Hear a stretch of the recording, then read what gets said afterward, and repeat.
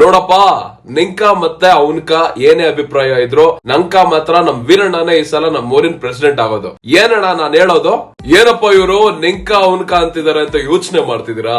ಇತ್ತೀಚೆಗಷ್ಟೇ 3ನೇ ಕೃಷ್ಣಪ್ಪ ಚಿತ್ರ ನೋಡಿದೆ, ನಂಕ ತುಂಬಾ ಇಷ್ಟ ಆಗೋಯ್ತು. ಎಲ್ರಿಗೂ ಶರಣಾರ್ಥಿ. ನಾನು ನಿಮ್ಮ ಹರೀಶ್ ಮಾತಾಡ್ತಿದ್ದೀನಿ. 2016ರಲ್ಲಿ ಅಕಿರಾ ಅಂತ ಒಂದು ಕನ್ನಡ ಚಿತ್ರ ಬಂತು. ಆ ಚಿತ್ರದ ನಿರ್ದೇಶಕರಾದ ನವೀನ್ ರೆಡ್ಡಿ ಅವರು ಎಷ್ಟು ವರ್ಷಗಳ ನಂತರ 3ನೇ ಕೃಷ್ಣಪ್ಪ ಚಿತ್ರವನ್ನ ನಿರ್ದೇಶನ ಮಾಡಿದ್ದಾರೆ. ಈ ಚಿತ್ರ ಅವರಿಗೆ ಕಂಬ್ಯಾಕ್ ಅಂತಾನೆ ಹೇಳ್ಬೋದು.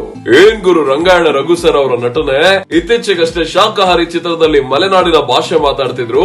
ಈಗ 3ನೇ ಕೃಷ್ಣಪ್ಪ ಚಿತ್ರದಲ್ಲಿ ಆನೆಕಲ್ ಭಾಷೆ ಮಾತಾಡ್ತಿದ್ದಾರೆ. ಒಟ್ನಲ್ಲಿ ಏನೇ ಪಾತ್ರಗಳನ್ನ ಕೊಟ್ಟರು ಜೀವಿಸ್ಬಿಡ್ತಾರೆ. 3ನೇ ಕೃಷ್ಣಪ್ಪ ಚಿತ್ರದಲ್ಲಿ ನಮ್ಮ ಕನ್ನಡ ನಾಡಿನ ಗಡಿ ಭಾಗದ ಆನೆಕಲ್ನಲ್ಲಿ ನಡೆಯೋ ಲೋಕಲ್ ರಾಜಕೀಯ ವಿಚಾರ ಆಗಿರ್ಬೋದು, ಅಲ್ಲಿನ ಹಳ್ಳಿಯ ಸೊಗಡು ಮತ್ತೆ ಅಲ್ಲಿ ಮಾತಾಡೋ ಭಾಷೆ ಎಲ್ಲರೂ ಬಹಳ ಚೆನ್ನಾಗಿ ತೋರಿಸಿದ್ದಾರೆ. ಪೂರ್ತಿ ಚಿತ್ರದಲ್ಲಿ ಶುರುವಿಂದ ಕೊನೆವರೆಗೂ ಒಳ್ಳೆ ಮಜಾ ಇದೆ, ನಗ್ತಾನೆ ಇರ್ತೀರಾ.